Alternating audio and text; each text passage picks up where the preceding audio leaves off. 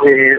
Alejandro, con el placer de saludarte, gracias por ponerte en contacto con un servidor y lejos por acá en México y bueno, aquí en el estado de Oaxaca, donde tu servidor radica en el sur-sureste de esta hermosa República Mexicana. Pues la situación está, vamos a decir, dentro del ámbito y término, pues normal después de pues lo que se ha generado en información en todos los aspectos de la política en México, mi estimado Alejandro. Bien, bueno, Merlín, yo te llamaba para hacerte una consulta porque en Argentina, en los últimos tiempos, en los últimos días, se han sucedido hechos violentos donde el sello de narcotráfico ha puesto su firma, ¿no? Entonces, hablo con un mexicano, con un periodista mexicano, y lamentablemente, por lo que conocemos, México es casi como una cuna donde los cárteles están funcionando, donde han muerto muchos periodistas. Entonces recurro a vos para que nos cuentes la experiencia de un mexicano, de un periodista mexicano, que convive, o cómo vive con estas circunstancias que a nosotros nos están alarmando un poco. Pues mira, Alejandro, en realidad prácticamente en términos, como le llamamos en México, la palabra normal ya se ha vuelto una vida prácticamente normal, el estar, sobre todo en los últimos años, viendo la situación de que la violencia se genera día a día, sobre todo en los estados del norte de la República Mexicana, e incluso pues dentro de ello están los hechos que siguen suscitándose en el estado de Michoacán, lo que es Sinaloa, lo que últimamente ha bajado un poco la actividad de Monterrey, pero prácticamente para los mexicanos, quienes estamos día con día trabajando en este asunto de la información, pues se nos ha vuelto prácticamente una actividad cotidiana el estar manejando información de los actos, y en este caso no tanto de la cuestión del narcotráfico en el aspecto de la distribución o de los movimientos de los cárteles, sino más que nada en la situación de la lucha interna de los pequeños del supuesto la supuesta guerra inició a partir del año pues, desde el 2000 y que se incrementó en el 2006 en relación a los dos últimos periodos gubernamentales de lo que se llamó la transición del gobierno en México, estimado Alejandro. Es que para nosotros es prácticamente una situación ya muy normal el estar cubriendo diariamente, y sobre todo los compañeros de los estados del norte, los enfrentamientos, los muertos, los asesinatos, y más que nada, desafortunadamente, las muertes de la población civil, que ha tenido la desafortuna de que ir atravesándose en esas balas perdidas en esta infructuosa guerra que ha mantenido aún el gobierno mexicano, supuestamente en contra de los cárteles, que siguen trabajando en banda ancha en relación al trabajo en México. Y como se ha comentado mucho en nuestro ámbito periodístico, ¿por qué no ha podido el gobierno dar un cerrajón final bajo de los cárteles o de la delincuencia organizada o del narcotráfico? Pues precisamente porque su misma palabra lo dice, Alejandro, es una delincuencia organizada. Ellos sí están perfectamente organizados, y en el aspecto del narcotráfico, por supuesto. Digo, mucho se ha manejado ahora de que no solo con la detención de uno de los grandes dirigentes de las cabezas del cártel del narcotráfico en México, como es el Chapo Guzmán. Pues digo, el Chapo Guzmán puede estar internado en el penal de Almoloya de Juárez, pero precisamente su gente sigue trabajando y seguirá trabajando, y yo creo que nuestros hermanos argentinos se han dado cuenta en las informaciones internacionales de que incluso la población ahora confía más en los cabezas del narcotráfico como el Chapo Guzmán, porque tú has visto que ha habido ya marchas de ciudadanos pidiendo la liberación del Chapo Guzmán, porque es el que les llevó comida y alimento a sus casas, Alejandro. Ahora, con el Chapo Guzmán ahí en cárcel, ¿ahí se está manifestando alguna lucha interna por el poder dentro de los cárteles, o están subordinados a lo que pueda llegar a decir el Chapo desde la cárcel? Pues prácticamente hemos estado acostumbrados en México, y esto se ha visto con la detención de, por ejemplo, cuando Caro Quintero o de los otros cabezas de los otros cárteles que han sido, y vamos a llamarle con palabras reales en México, supuestamente detenidos, porque muchos mexicanos nos seguimos preguntando, y más quienes estamos en los medios de comunicación, de que, pues bueno, cuando se detienen a estos cabezas de armas, sí se mueven fotografías, se meten en las conferencias de prensa, pero alguien se ingresan a los penales, ¿no? Y muchos de los mexicanos en que si en realidad están a los penales, porque ellos desde el interior sí es que han ingresado, siguen trabajando tan tranquilamente, siguen dando órdenes, siguen moviendo el aspecto del narcotráfico, las distribuciones, su negocio, pues lo siguen moviendo a todo lo ancho de su trabajo. Digo, solamente lo que se conoce ahora en cuestiones oficiales, dentro del aspecto de la información, el gobierno mexicano ha detectado 288 empresas del Chapo Guzmán, pero hasta allí nada más, no se sabe si van a decomisarlas, en fin, esto se ha mantenido en algunos compañeros columnistas, como tu servidor, de que en México desafortunadamente no se confía en el actuar de las autoridades sobre los asuntos del narcotráfico, precisamente por ese aspecto de la corrupción que sigue existiendo en las autoridades mexicanas, Alejandro. ¿Hay alguna posibilidad, un lugar para el optimismo, para creer que esta connivencia entre el poder político, poder policial y el narcotráfico termine? Yo creo que los mexicanos seguimos dejando el derecho de la duda a nuestro gobierno. Sin embargo, hemos durante muchos años mantenido esa duda porque no se ha demostrado una lucha verdadera en este asunto de tratar de erradicar el narcotráfico y sobre todo la delincuencia organizada en México, porque se ha manejado, y no te lo digo yo solamente, sino se ha manejado en medios importantísimos de información a nivel nacional, y que incluso hay compañeros que escriben a nivel internacional, como tu servidor, en el cual se ha manejado que pues México vive y se sostiene su economía precisamente del narcotráfico. Por eso es de que muchos se han manejado de que pues, a veces se ha llegado a pensar de que el mismo gobierno de México pues es el que provoca todo esto, incluso las partes, vamos a decir, en un término político, la parte izquierda de la política en México ha empezado a manejar información que la detención del Chapo ha sido prácticamente un distractor para el asunto económico que se viene generando en México, Alejandro. Claro, entonces, esto de la detención del Chapo Guzmán tendría que ver con mostrar algo para la política exterior, porque para la política interna, digamos, vos estás diciendo que hay casi un grado de convivencia natural. Exactamente, y incluso esto no solamente lo manejamos nosotros en México, sino, por ejemplo, mira, el país que es el mayor consumidor de la droga que produce México en el aspecto de la cocaína, la marihuana, las metanfetaminas o la heroína, que tiene procedente, por ejemplo, de Sudamérica hacia los Estados Unidos en el tránsito por México. Pues, por ejemplo, en uno de los últimos informes que manejó el Departamento de Estado en Estados Unidos, considera y sigue considerando que en la actualidad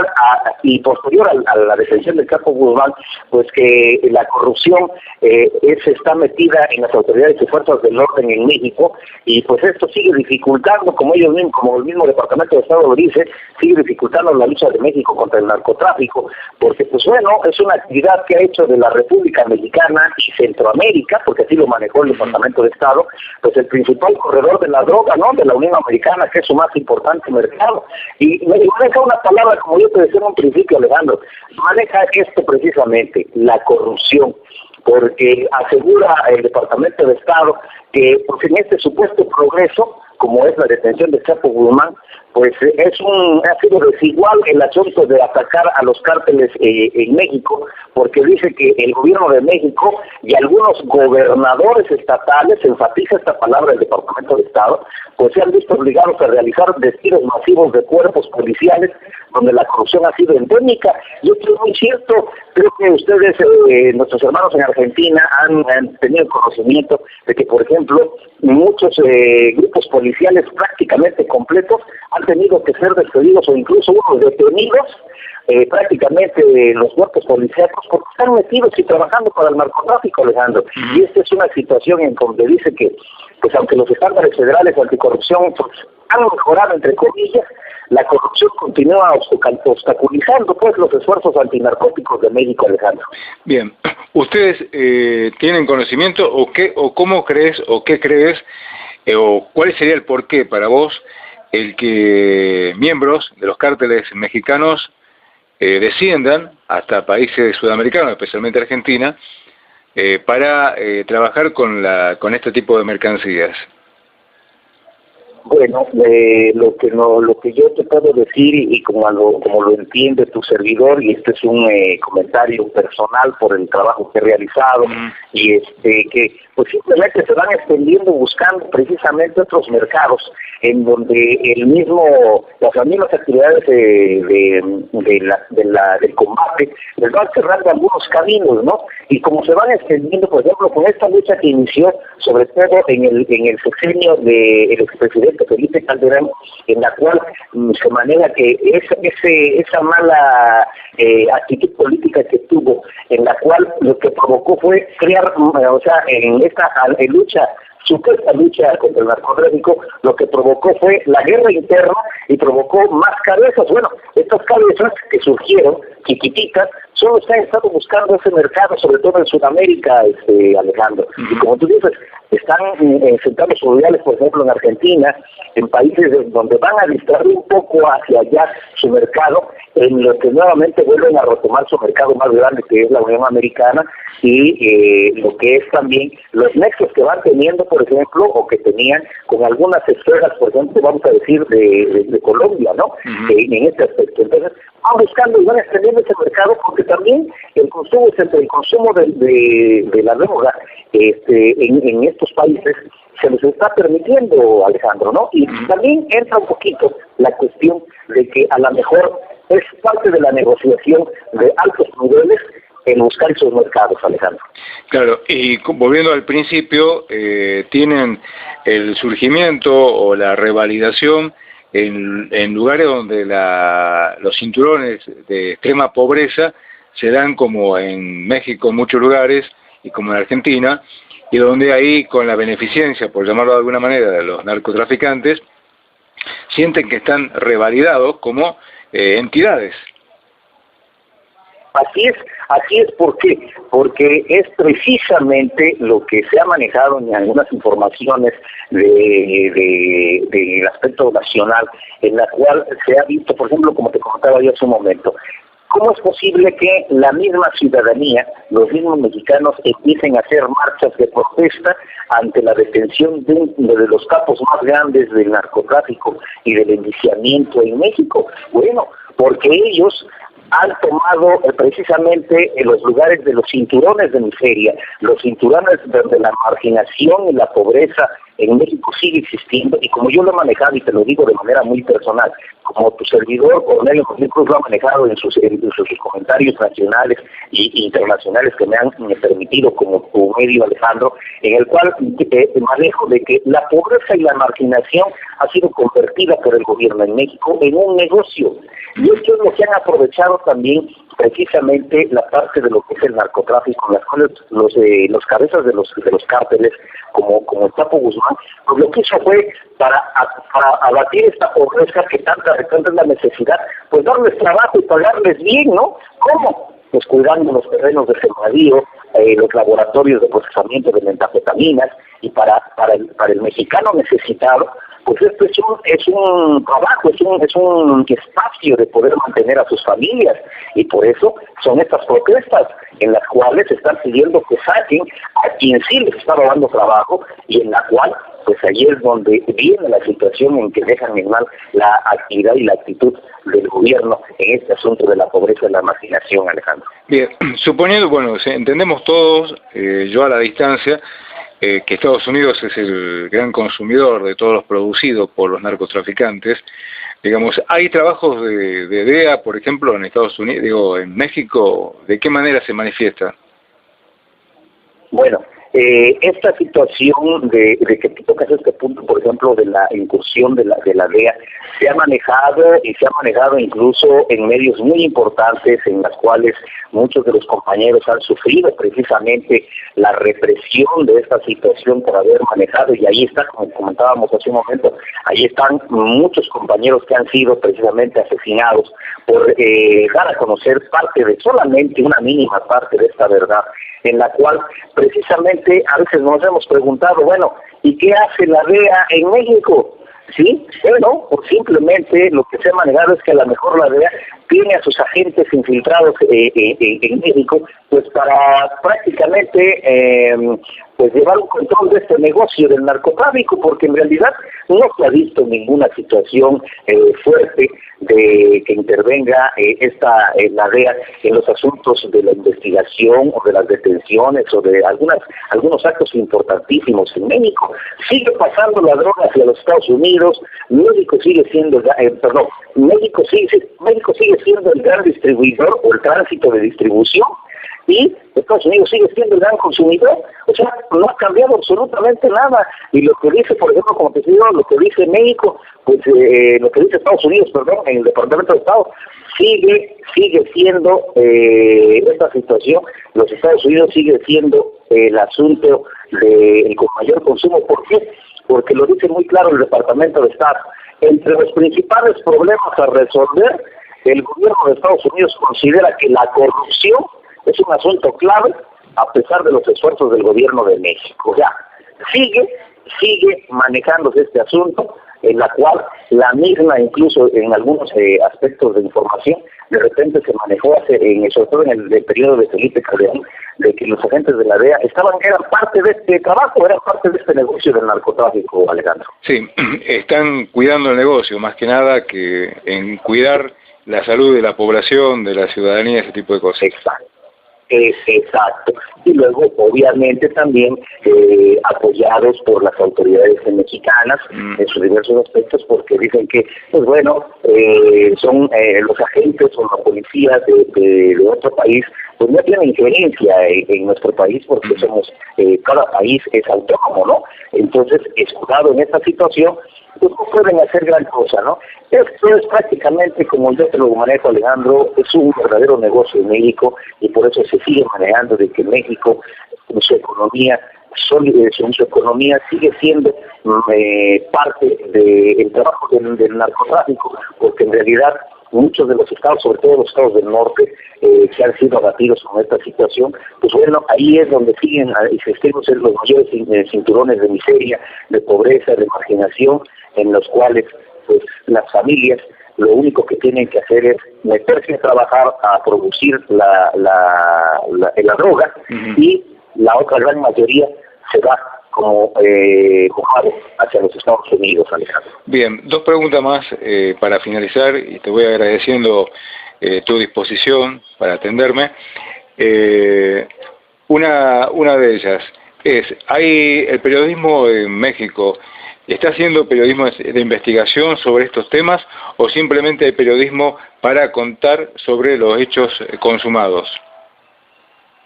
Pues el periodismo sobre este punto exacto del narcotráfico, de la delincuencia organizada, Alejandro, es muy lamentable decirlo, pero lo considero que es la realidad. Y te lo digo en este aspecto porque tu servidor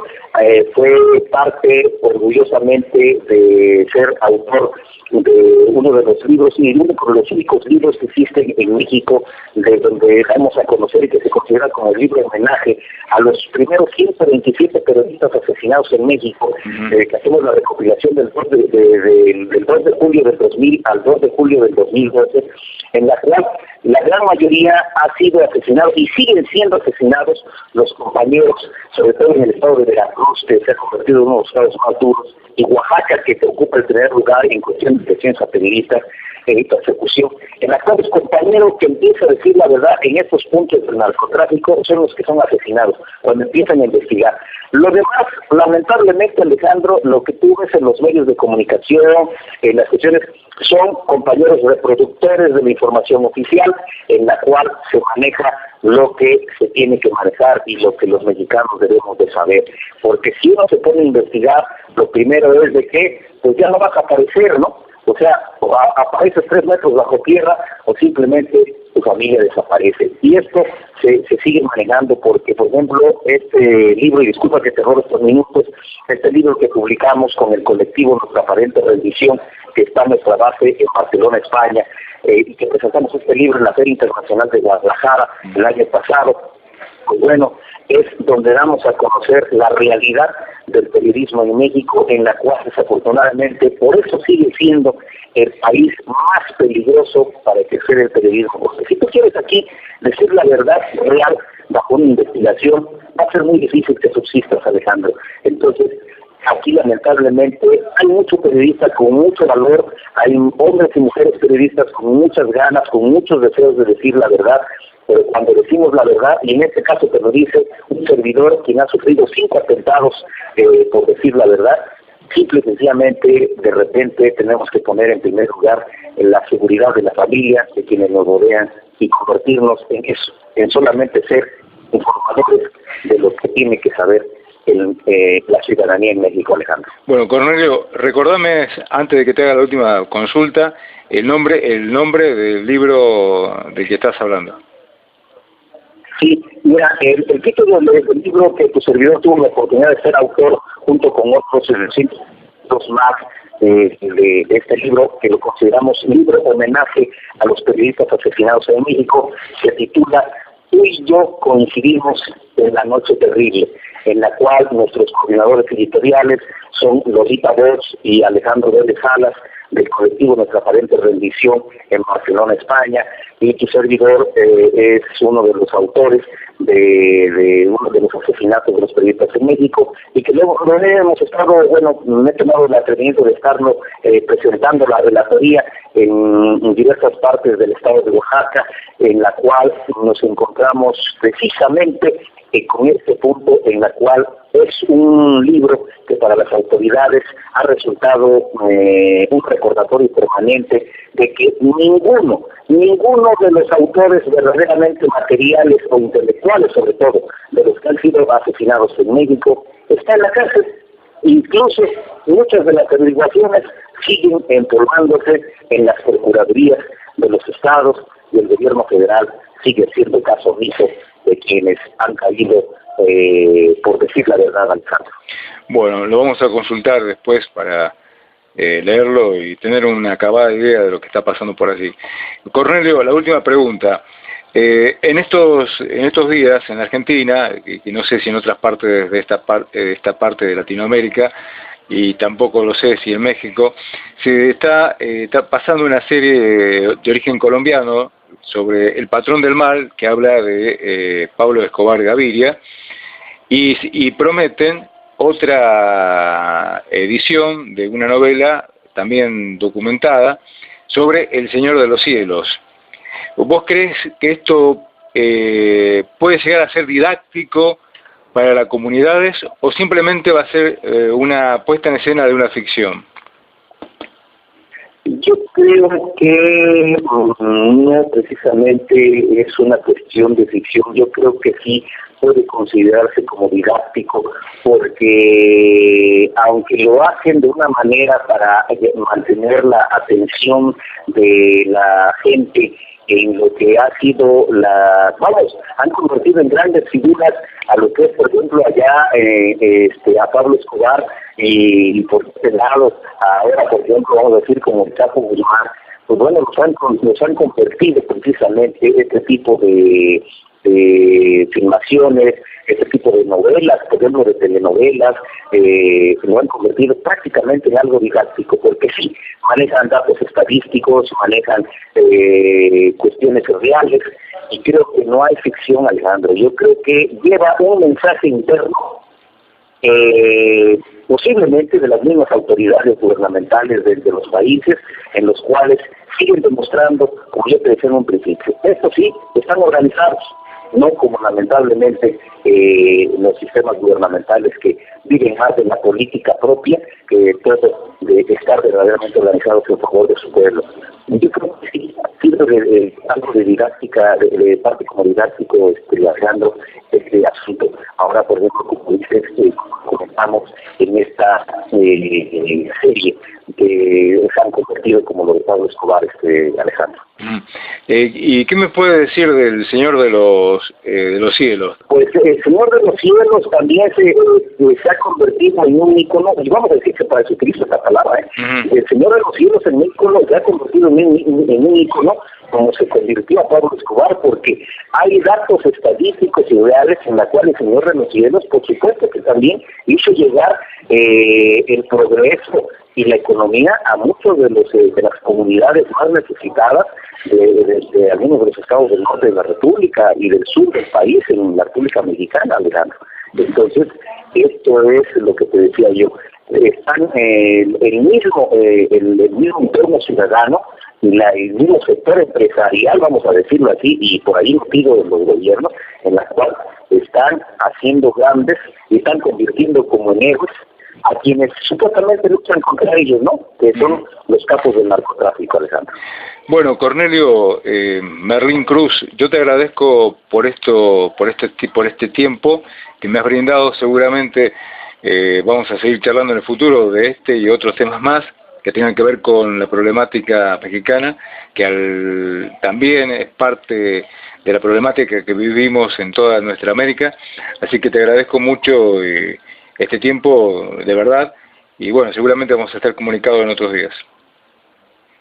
Claro que sí, no, yo al contrario, el agradecido soy yo, Alejandro, y permítame robarte otro minuto más de este importantísimo programa en Argentina, en la cual yo quiero invitar a todos mis amigos periodistas argentinos y también a la ciudadanía del gran país hermano de Argentina, a que si pueden consultar por allá la red social de su servidor, lo van a encontrar como Corporativo Medios Comunicación o como Cornelio Merlín Cruz en Google, en la cual habla precisamente de este libro, de nuestra aparente redención. Tú y yo coincidimos en La Noche Terrible, en la cual vamos a seguir trabajando sobre otras ediciones más, y voy a tener, si me brindas tú el honor, mi estimado Alejandro, de hacerte llegar, me envíes a través de mi correo electrónico la dirección donde poderte hacerte llegar unos ejemplares, en la cual precisamente el próximo 26 de marzo voy a presentar la relatoría en el Teatro Alcalá, en el estado de Oaxaca, la capital del estado de Oaxaca, en México, y el 26 de abril en una asamblea internacional en Colima, donde estarán presentes compañeros periodistas de 16 países, en las cuales estaré presentando esta relatoría de este libro, en la cual estamos haciendo un humilde homenaje a todos los periodistas asesinados en México, pero para mí también un homenaje a todos los compañeros periodistas del mundo que han tenido que caer precisamente por decir la verdad. Yo los invito a que consulten esta información y pues bueno, que me viene la oportunidad a través de este importante programa, Alejandro, de en un programa aparte hablar sobre este libro y darles la relatoría para que los compañeros periodistas importantísimos como tú, Alejandro, en nuestro hermano país de Argentina, conozcan de este pequeño homenaje, que es lo único que podemos hacer en México, porque de ahí no podemos hacer nada más. Nuestra voz sigue siendo callada porque no siguen haciéndonos caso y siguen matando periodistas. Merlín, te agradezco mucho este tiempo. Alejandro, el agradecido soy yo. Un gran abrazo a ti, a todo tu importante equipo, profesional equipo, y un gran abrazo desde México, desde Oaxaca, México, a todos los hermanos y hermanas periodistas en Argentina, que seguimos día a día luchando por tener un espacio en la verdadera libertad de expresión. Gracias.